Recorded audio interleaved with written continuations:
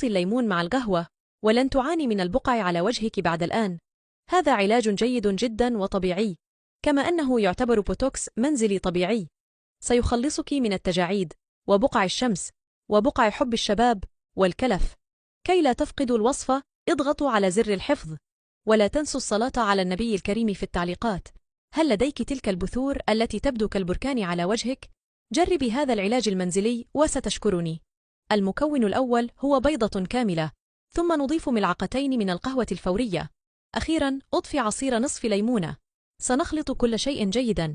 إذا كان الخليط غير متماسك يمكنك إضافة قليلاً من القهوة حتى تحصلين على عجينة أو مزيجاً كثيفاً لتطبيقه على الوجه. تذكري أن تفعلي هذا وتطبقيه على وجهك لمدة 15 دقيقة قبل الذهاب للنوم. واظبي على استعماله لمدة 3 أيام متتالية. أنه جيد جدا وطبيعي، وسيجعل وجهك كما لو كان لفتاة في 15 من عمرها.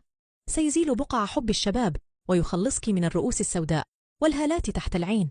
جربيه وستحبي النتائج. شكرا لمشاهدة فيديوهاتنا، ولا تنسوا دعمنا بالإعجاب. سلام.